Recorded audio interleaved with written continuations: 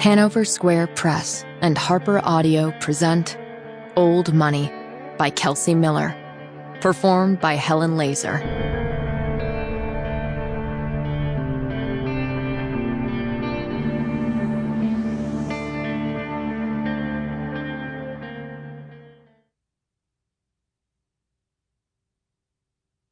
For M and for H.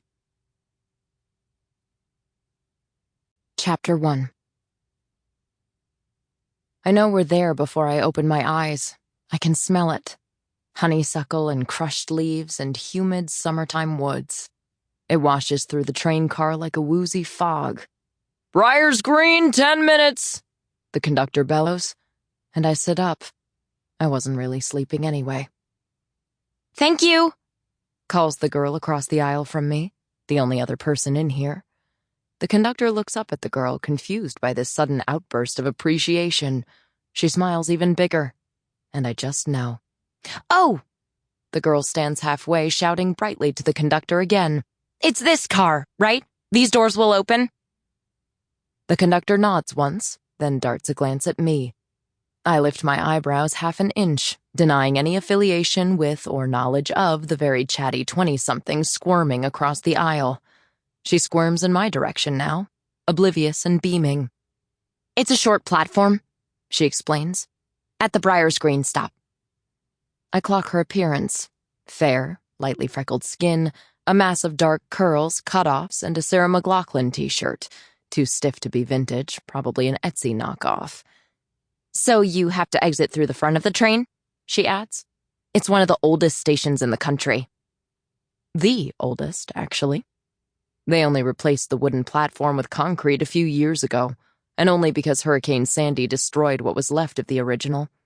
They insisted on maintaining its original size and somehow convinced the transit authority to preserve the old wooden overpass, a creaky, splintered tunnel sitting 60 feet above the busiest train line in North America.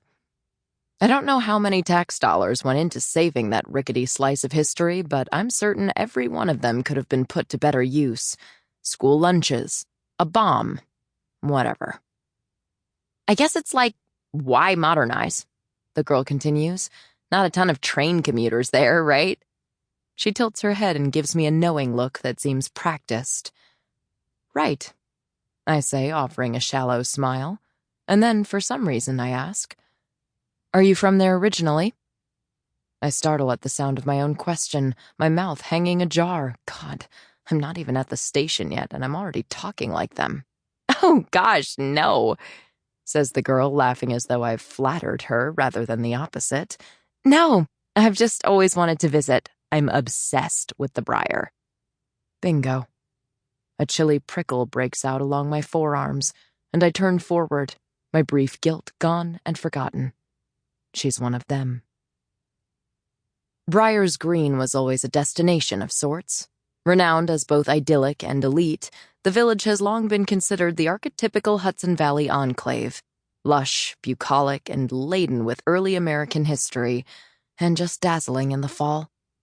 It's been the subject of countless short stories and rhapsodical poems, and a whole school of 19th century painters who came to perch along its stony shore and capture the almost unimaginable grandeur of its vistas.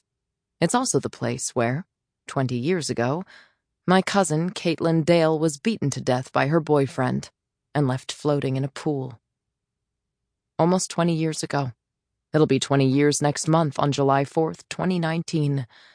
Everyone seems to know that now.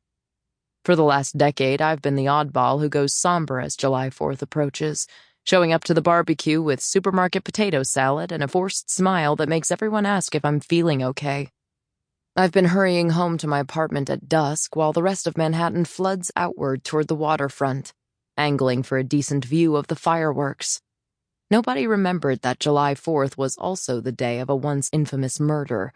Or they kind of did, yeah, but what was her name again? Did that guy ever go to jail? This year, though, everyone's an expert on the death of 16-year-old Caitlin M. Dale, honor roll student and captain of the JV swim team, found face down in the pool of the Horseman Club where she and her family had been attending. Sample complete. Ready to continue?